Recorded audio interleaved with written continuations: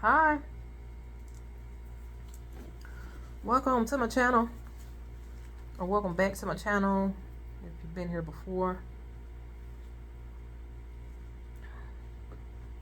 And I appreciate you for coming back. If this is your first time, whatever made you click on, I hope and I pray that something that I say is helpful or beneficial, or whatever reason you clicked on, I hope you get what it is that you came here for. Okay? I like to even say, even if it's a good laugh, if you stayed through the entirety of my video, I can guarantee you'll at least have a good laugh, because I'm funny.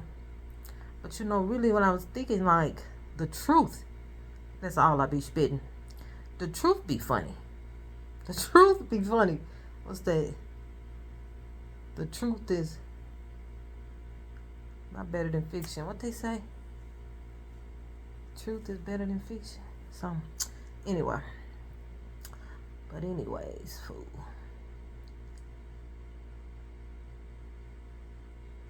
Message.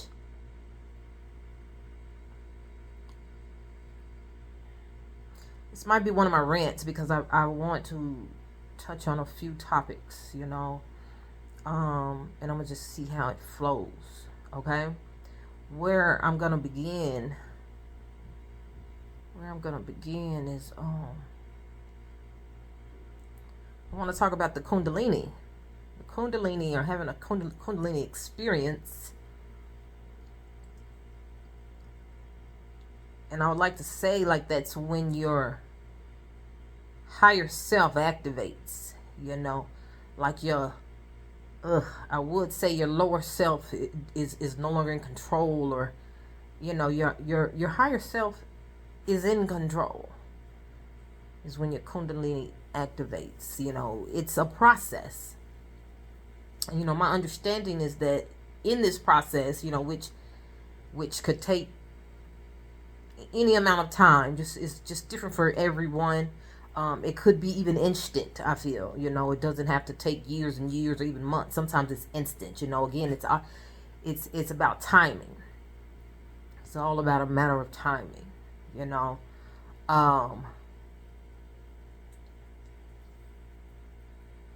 Yeah.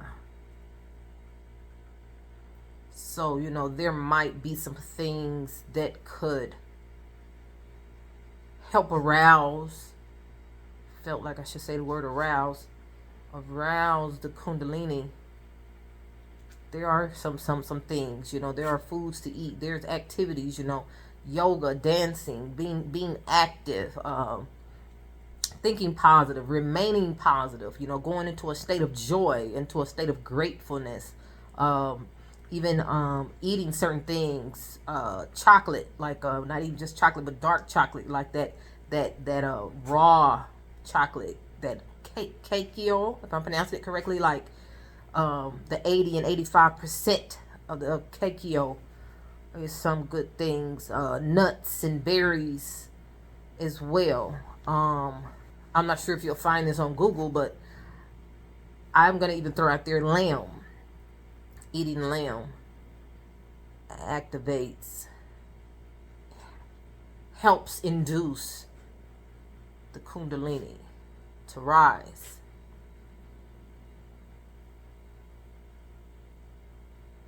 But really, all in all, the Kundalini is the activation of it is, it's all a matter of timing. Okay. I've heard people even say that it's I say, like, I'm saying instant. That's not the word. Like, they say it's like it's going to happen. You might not have to do anything or do anything a certain way. There's no requirements. It's going to happen. Like, it's happening.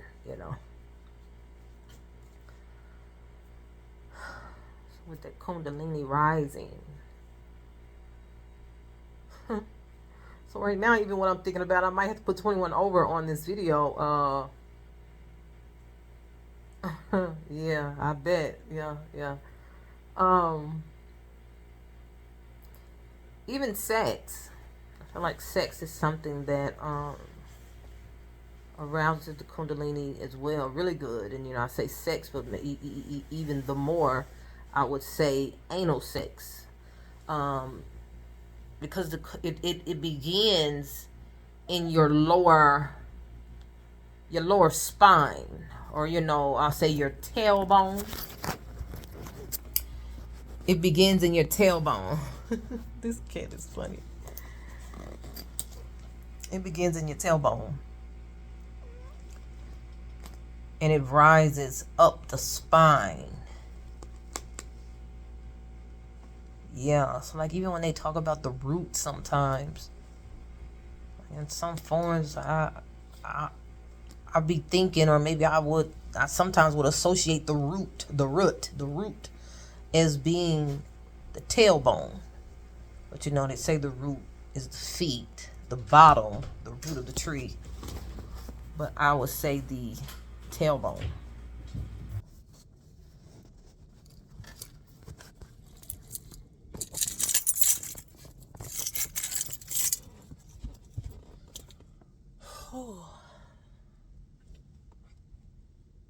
The spine. The kundalini goes up the spine from the tailbone to up the neck. Well, the spine goes up to the top of your neck, the back of your skull. So I say skull, and I hear cranium, right? So if you go up, feel that like you spine your neck and then go up, bam, you're gonna begin to feel an indentation. So that's where the spine at the top, it goes. It has an indentation in. If you looked at the skeletal, it has an indentation. So now I'm seeing like that. I'm seeing like a hook. So at the end of that hook, the top of the hook. So now,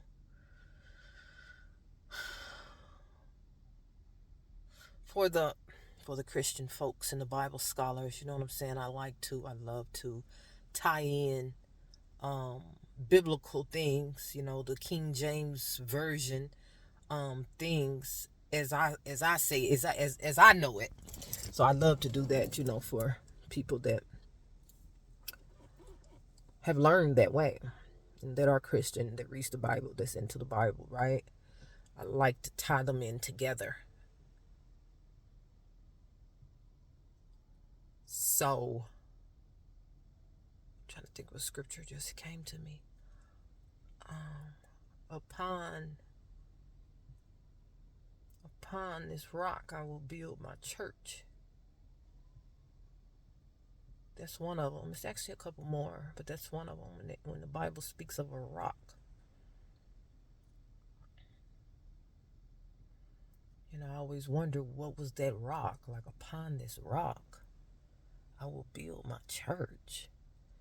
And I just have a right to think that rock, if you Google the word Amygdala, if I'm saying that correctly, Amygdala starts with an A.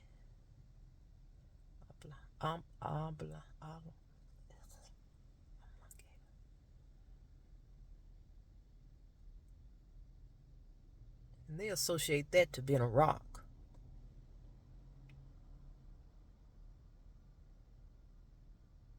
Like, this is not anything I'm just making up. I mean, some stuff I do make up.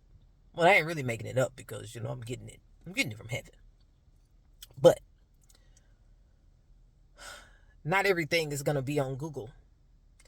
And yes, some things might seem like I'm making it up, right? Because it's mystery. So again, when the Bible talks about, and God will reveal mysteries.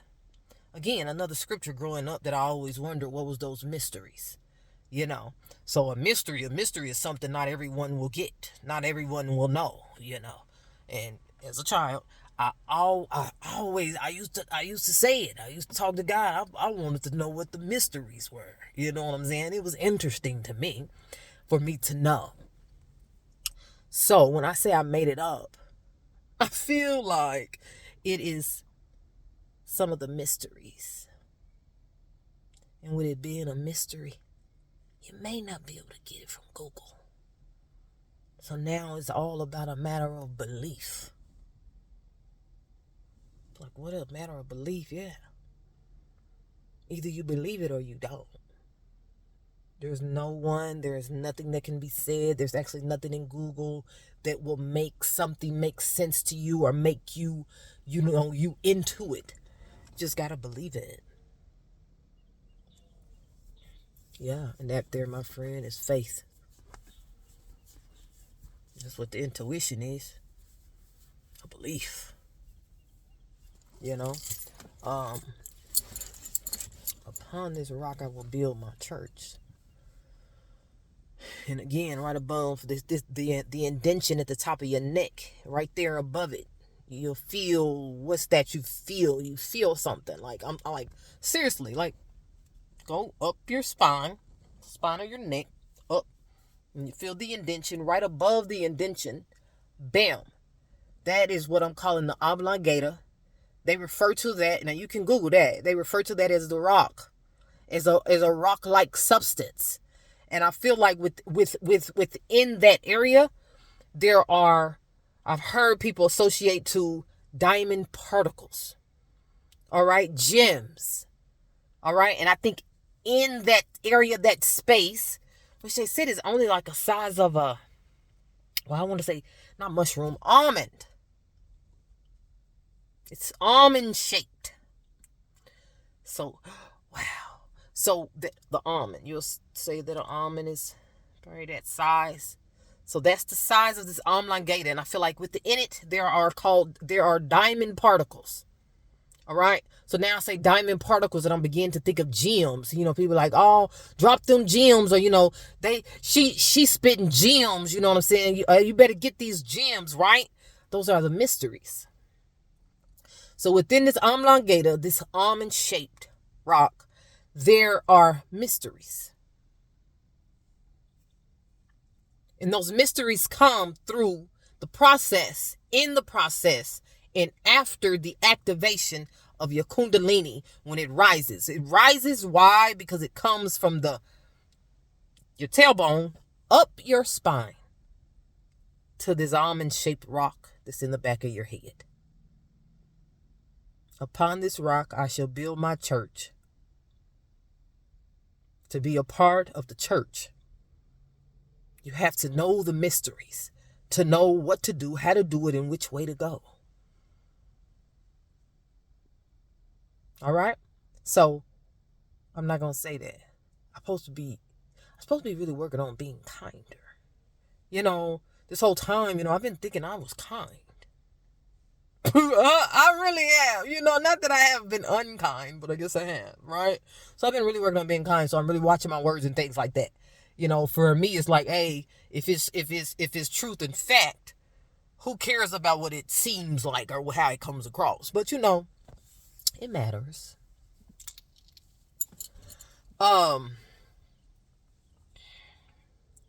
Back to the kundalini, right? I said all of that about the kundalini to get to my point. My point of what I really wanted to talk about when it had hit me about 3 years ago, when women, childbirthing women, mothers, are having their babies and we get that epidural, and where do they numb you at? I want to say it's Novocaine. Is that Novocaine? They have some type of numbing medicine that where they numb us in the spine of our back. And there are a lot of long-term adverse effects to it, right? So it's something right off. Any woman could say, oh yeah, back be aching, do, different things. Hey, they tell you what they tell you. The little anesthesia lady come in. They had a nurse stand in front of you. She's gonna coach you, get you just to remain calm. They said, do not move. I feel like it's a disclaimer. I feel like they have to say, and they let you know, don't move. If you move or jump, there's a possibility that you can become paralyzed. So now you still is, after they say that,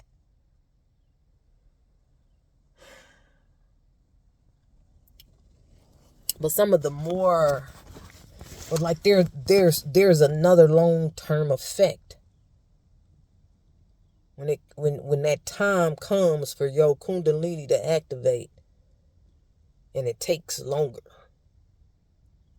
It's not that it's not gonna happen, but it's taking longer. Because at some point you have received at least one shot, one dose. That's what you have in one child. And I've heard of people having to get shot twice because the first one didn't take effect or some stuff like that, right? But imagine having 3 kids, 4 kids, 5 kids, and at each childbirth, you got shot in your spine with the numbing medicine. And now here you are 20 years later in your process of awakening. And it's taking you much longer than it really had to, because of an epidural that you got is when you were having a baby.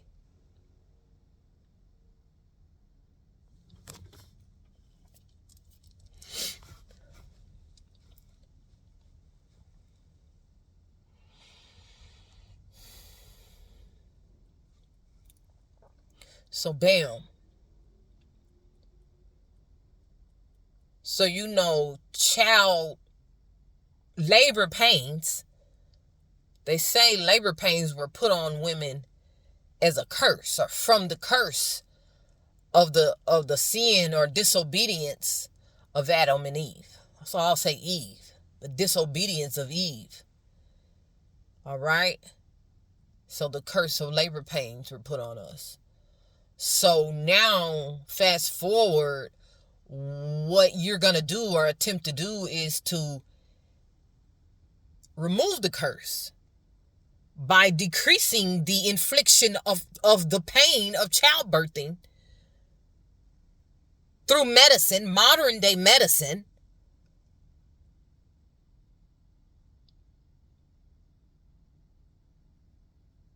It's like letting things happen.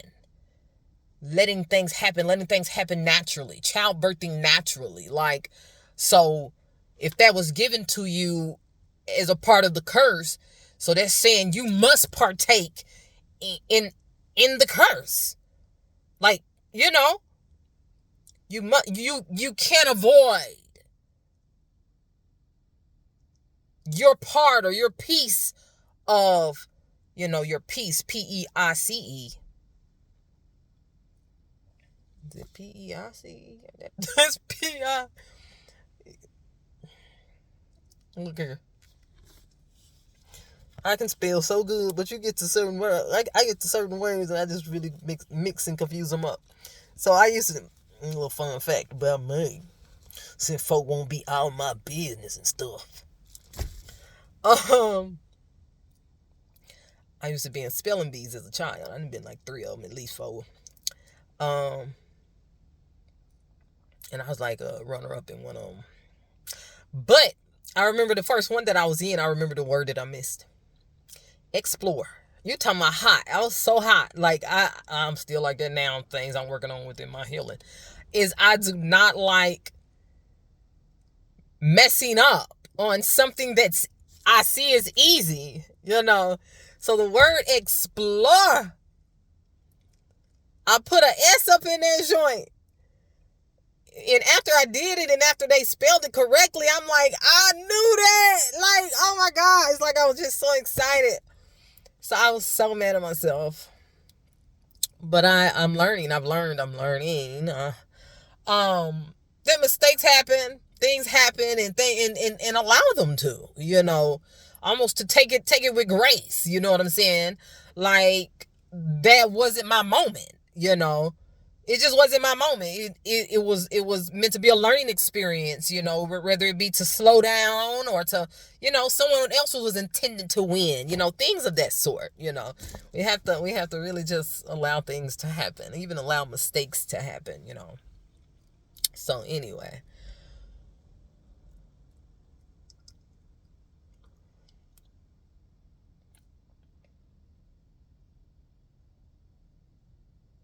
we all must partake in the suffering.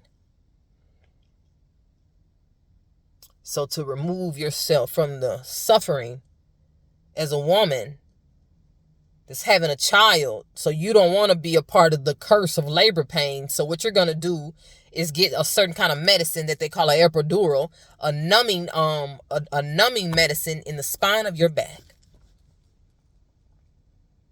which is really just messing you up.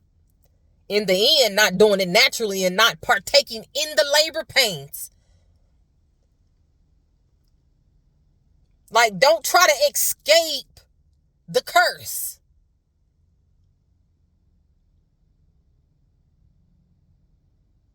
Like, partake in the curse that was put on us. Don't try to escape it.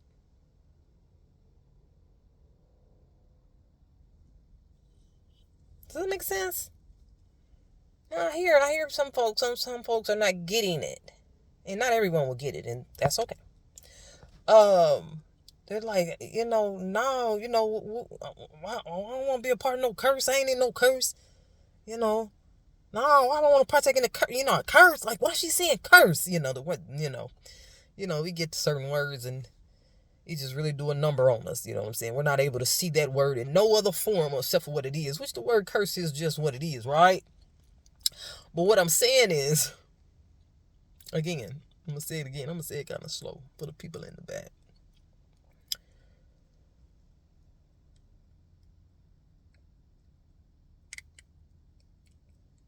So it's been said that after the disobedience of Adam and Eve, that one of the curse that was put on to mankind through that disobedience is labor pains for women.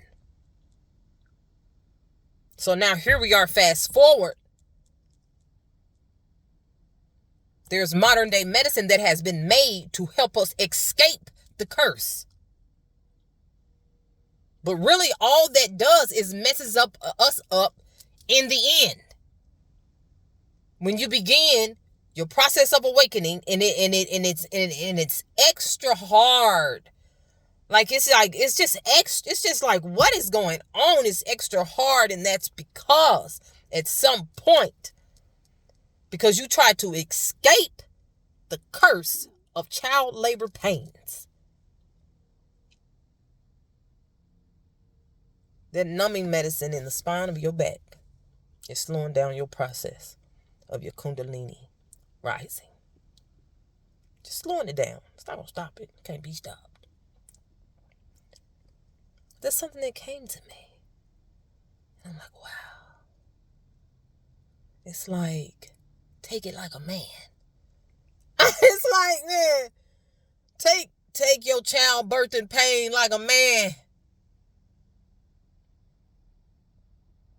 We trying to wimp out, let me get the epidural. Because I know plenty of people went natural. And they may be natural. I always thought they was a hero, like, oh, you was brave. You a soldier. Baby. Oh, Lord. I couldn't even fathom it. I can't even think about it in my head.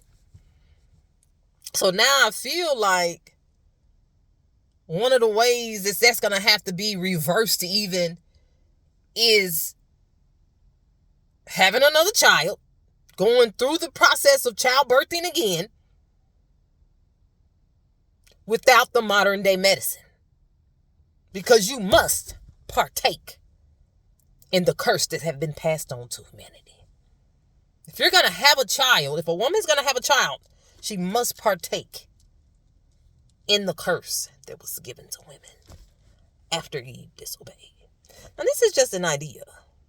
This is my thoughts and my ideas. from the things, the gems, and the mysteries that come to me.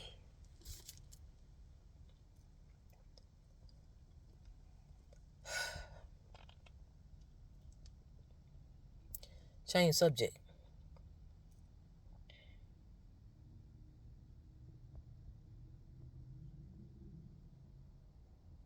So, wow, isn't that perfect? Oh my God. That's lovely. So I just love how things flow. So childbirthing, then you come out, just a little baby. And as a baby, you're fresh, you're new to this earth, you know what I'm saying?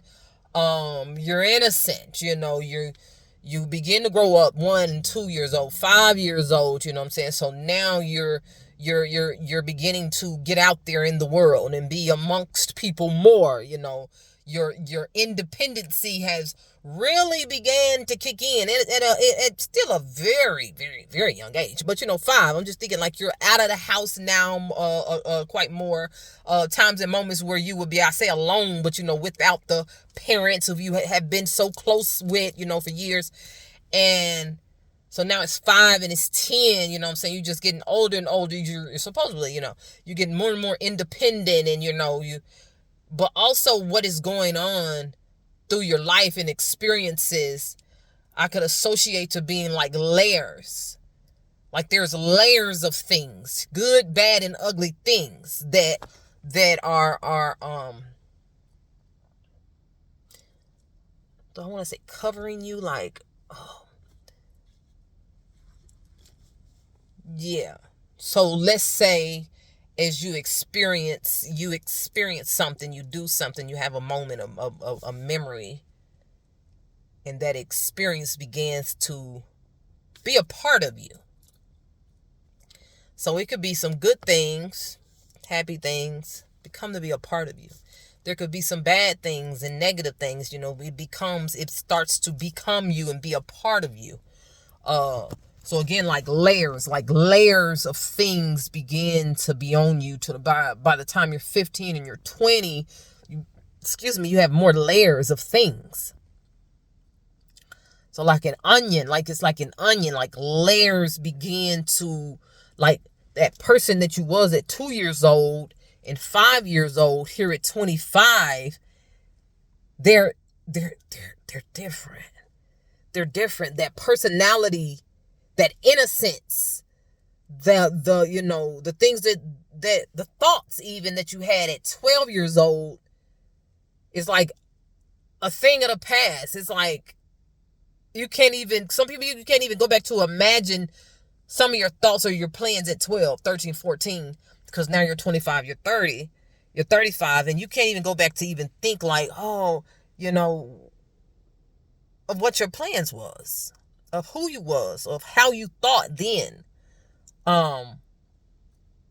through the experiences and things. So like now that true you, the true essence of you is gonna always be that child, because that's your beginning. That was you fresh, right?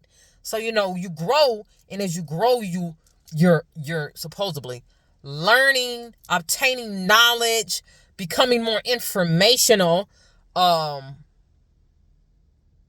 Yeah. So we even have to lose that childlike essence, you know what I'm saying, in this world. We have to put on another exterior, another us.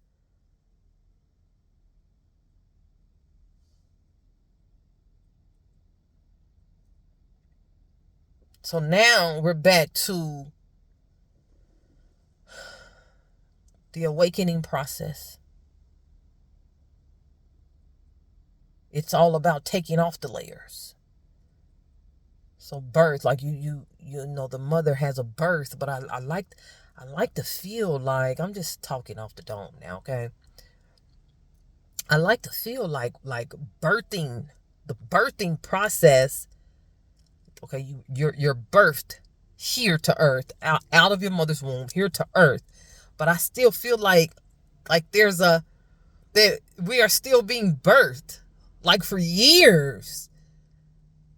We are continuing to come like out, or come in, like come within ourselves, like we're coming to develop who we are or who we want to be. So I don't know. Let's say, okay, they say you're an adult, about 18, then 21. So somewhere right up in there, I feel like you have. Let's say there maybe your birthing process begins to end. So by 25, the birthing process has ended. Okay. So now at this time, I'll just say I'm just throwing the number 25 because, 18, 21 is when they start saying that you're an adult. You're considered an adult. But, that's like at 18, right? But then 21, you're still on hold for them few years till you're 21. You still can't do this, can't do that until you're 21.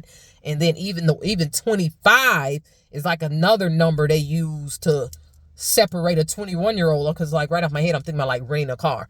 Like, you try to rent a car, they're going to charge you an extra fee if you're under 25 for a young driver's fee, right? So that's why I'm just saying the word 25, the number 25. So let's just say around 25 is when I'll say that like the birthing process of you becoming ends. And then it becomes the process of shedding, of taking off, of putting down the things that you don't want to be, or that you change your mind about, or you want to go another route now. Like that is the age to go another way. Am I making sense? Like you begin to remove the onion layers at 25. You know.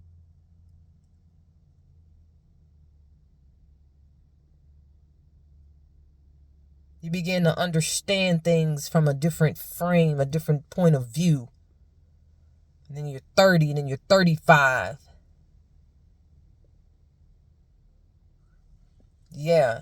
Still learning now. You never stop learning. You never stop learning. This is something that it comes to me often when I, in my own experience with myself, but even watching others, observing people. But like the most adult thing that we can do is to know when to listen. To know when to take criticism or correction is what I mean. Knowing how to take correction. Knowing when you're wrong. Admitting when you're wrong. Like, that is a part of being an adult. And again, there's a lot of people at 40, 50 years old who have not yet reached adulthood seriously. Yeah, you're over 18, but you have not really reached adult mind. So I say adult mind, higher mind. Because a higher mind, a full adult, is able to take correction, is able to listen,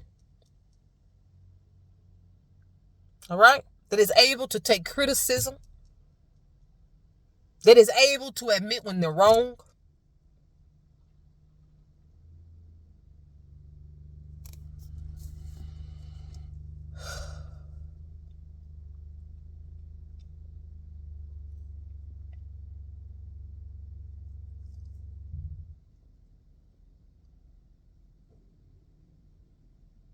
So someone, I've heard it a lot, but someone just recently said to me, they was like,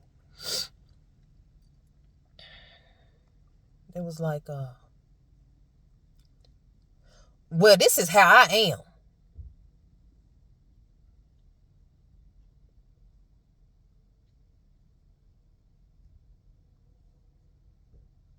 Well, change it. I'm not telling you to. I'm not demanding for you to, but I'm saying if it's something you see is not okay, change it. But they said it as if they were stuck with it. Like, I have a bad attitude. I can't take correction at all. There's no way that I'm wrong. I'm gonna get loud and aggressive, and this is who I am, as if it could not be changed. Like, and then with that, that's something else. There's something else that people be like, when folks be like, I'll keep that same energy. In my head, I'd be like, no, don't keep that effed up energy. Change it. Like, no, don't tell nobody to keep that same energy. Not when it's screwed up. That ain't good energy.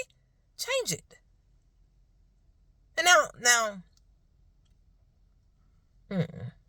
I'm not going to reiterate. I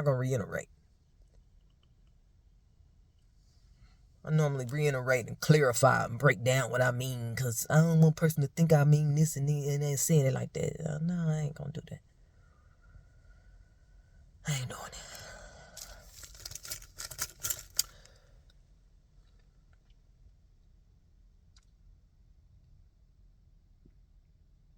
Finding yourself.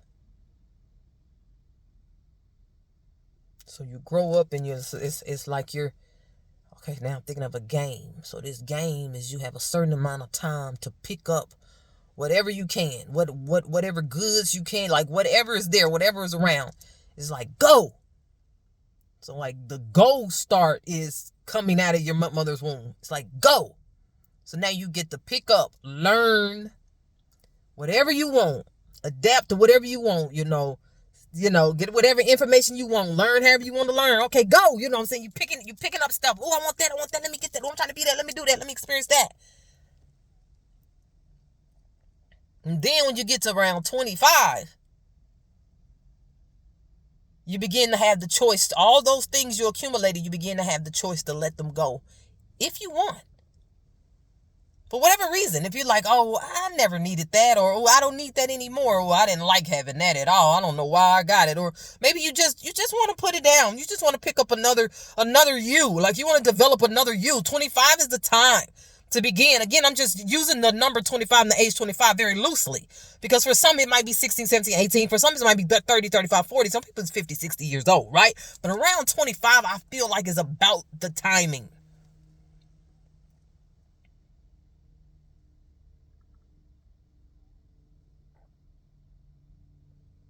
Like, changing your mind. You know, that is one of the hardest things to do. Changing a thought, changing a way of thinking is what I mean. That's one of the hardest things. Like, people who are able to do that, I won't say able, people who do that, I feel like those are the masters. When they talk about a mastering, oh, you have mastered life.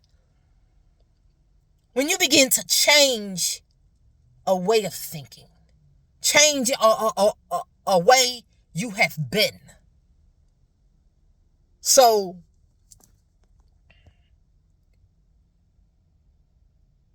I got a jacked up, I'm just saying, I got a jacked up attitude. I'm talking about don't know how to talk to people. I'm talking about nasty attitude. I mean, you always come off rude.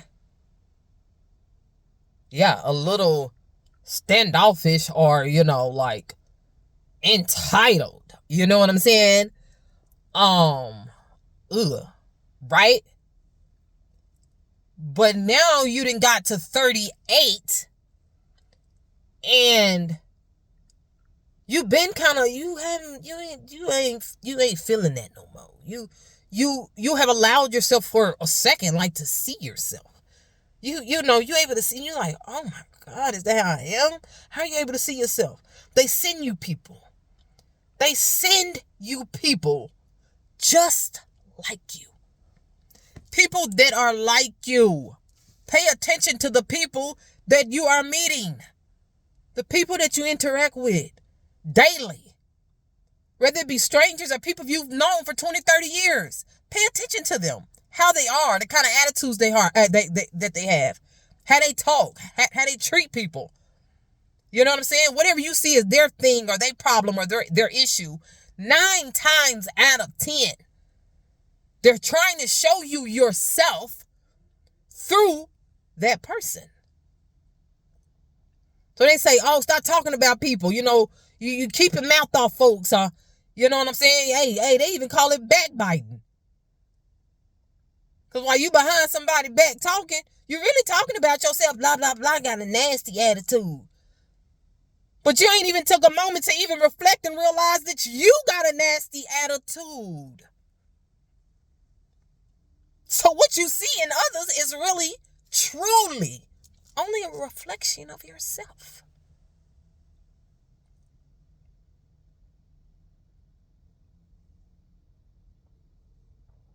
Now, I still have my moments, but I'm telling you right now, it has been the biggest help for me. First of all, I know and realize I don't meet anyone for no reason. Nobody. Not the cashier at the corner. Not the old white guy with the mechanical leg, with the veteran t-shirt on, coming into the post office. That I slowed down enough to hold the door open for him instead of speeding by him. Because I'm so busy and wrapped up in my own life to slow down for someone else.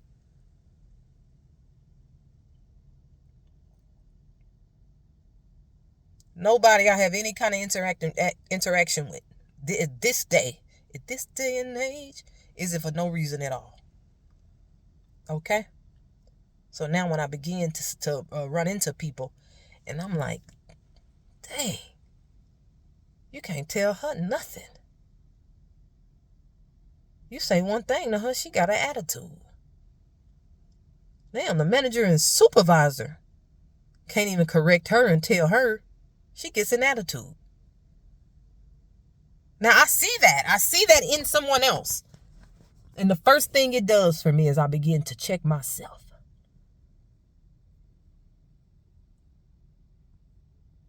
Is that how you are?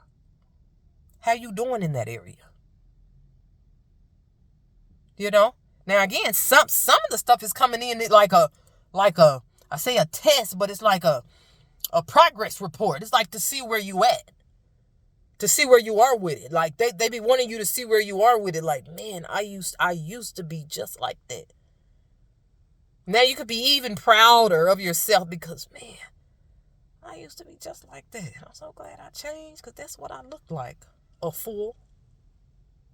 A fool. A big dummy.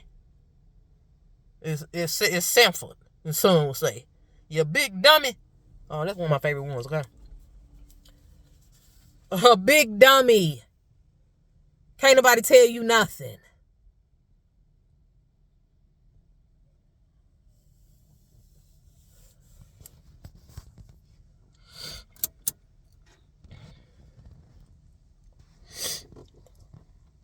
So when I tell you can't nobody talk about nobody, you can't talk about nobody.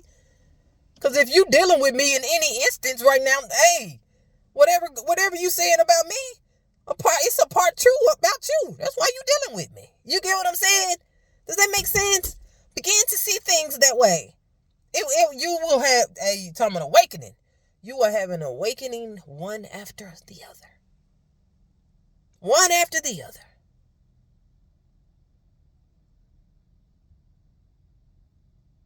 And you won't be able to change from it until you recognize it, until you accept it. It takes some choking. I say choking. I've said this in other videos of mine. It takes some choking. Because when you go to swallow that pride, when you realize how nasty of an attitude that you have, how big of a fool you are, you can step right over it and make like, oh, I don't care. Oh, that ain't me. Because you don't want to swallow that pride. But for some, They recognize that in themselves, and hey, they don't like how they feel because they're like, dang, I do. Right there. When you start to accept, you begin to swallow, and you're swallowing slowly because it's like, man, that is how I am. That's how I feel like it is. It's like a big swallow. Like I've gotten some things stuck in my throat. It wouldn't even go down because for me to accept what I'm seeing about myself was just that.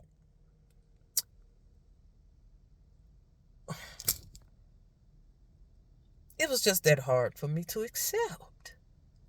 Yeah. Oh, that ain't me. Yes, it is. So you can keep being a big dummy if you want to, or you can begin in your process of changing, being a big dummy. That's your choice. Nobody got to live within your dummy skin except for you. I'm so sorry. Hey. I don't know how I got stuck on the word dummy, but I'm just saying, though. Go on, swallow that pride, man. For you choke the devil. Next message. And it's still flowing. You talking about choking. So then I get to thinking about health problems and health concerns. Okay? High blood pressure. What I really was thinking about was I say heartaches, but heart attacks. Heart attacks derive and come from being closed off.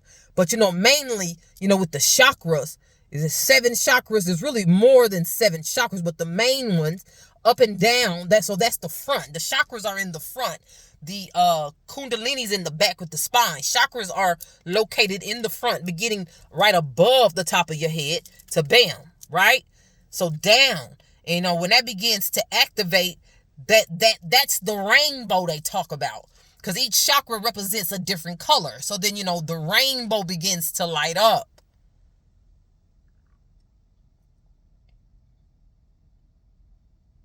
So now I'm thinking of the rainbow. The rainbow have been, I won't say taken, but adapted to the LGBTQ community.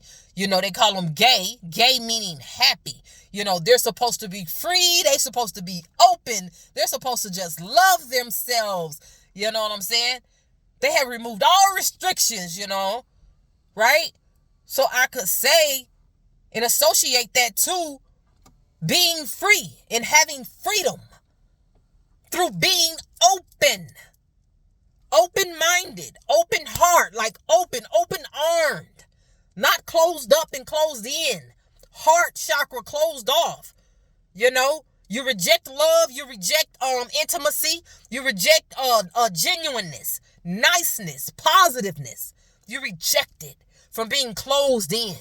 Yeah. Why have you gotten that way? Because the onion layers that you have began to pick up from the time you was birthed out your mother's womb, you picked them up, but never did you put any down. You just continue to put on the layers. And within that layer, in the bottom, in the middle of that layer, is the real true you and the essence of you. At some point, you begin to put things down that you no longer want to be. That you no longer want to be a part of you. All right? I don't want to be mean. So you begin to put mean down. I don't want to be a backstabber. So you begin to put backstabber down. You don't do people dirty. Do people wrong. You're not manipulative in order to get your way. You just say things how it is, and you're honest with people up front. So you begin to put things down. But we get 50, 55 years old, and all we have done is to put on and put on and put on. And we never have taken anything off. So now it has us closed in. Heart chakras closed up and blocked.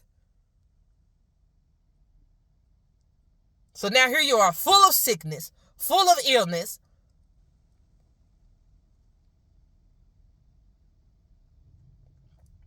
And all it's leading to is high blood pressure, hypertension, diabetes, and a heart attack. Anxiety-ridden, strokes. That's it. So again, you can die from a heart attack, or you can swallow that pride and get choked up a little bit while you swallowing that pride and letting go of the things that are no longer helpful to you. Like, how do you know what to put down? Is it helpful to you? If you like it, then I love it. If you like it, then you keep up at it. You know.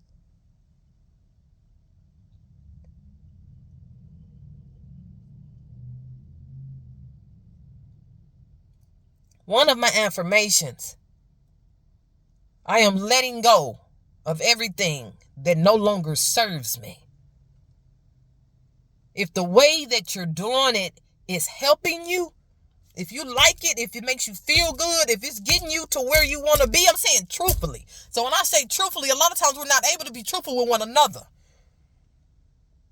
But when you get alone and there's no one, you think ain't no one watching. I had to say that one more time. I say twice. I'm going to have to say it twice. And you think that no one is watching. When you get somewhere alone and you just know there's no one watching. That's the true you. That's what's true. Your thoughts then. That's true.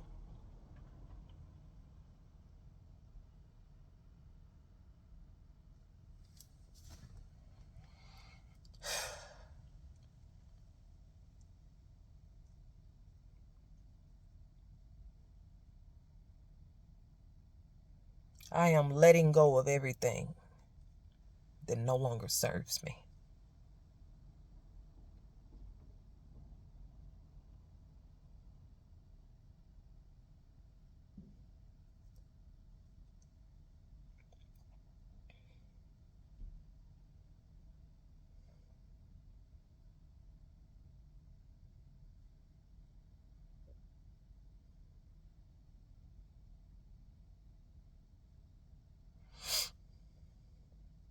I'm going on an hour-long video.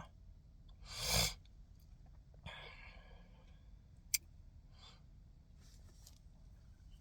think I'm gonna wait and finish what I want to say on the tail end of this. And it's gonna be really interesting because the things that I receive from the messages that I've already said on this video, I'm gonna begin to get clarification on it.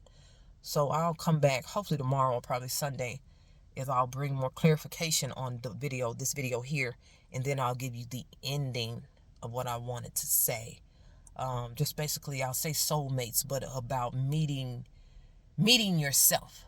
I'll say meeting yourself, but meeting your better half, they call it, or your significant other. I won't even just say soulmate. I'll say your what they call it, your life partner. Okay, meeting your life partner, and that can only be done through meeting yourself. That's the most beautiful part. Is meeting yourself. And somehow with all of that, meeting yourself and meeting your lifetime partner, and I'll say again, meeting yourself, I am saying the same thing. It's like one in the same. It's like one in the same. Like I have been wowed. Like I have been wowed.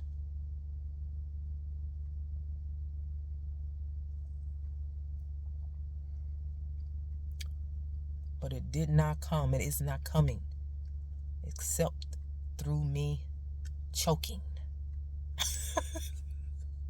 Swallowing all of this pride.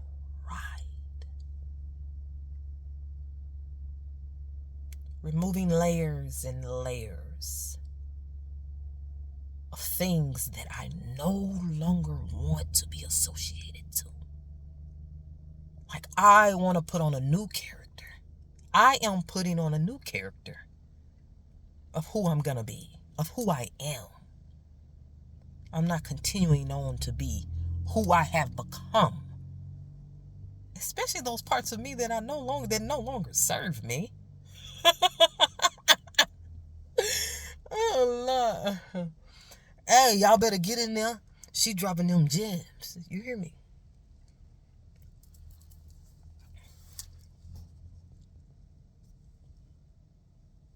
I had to do that.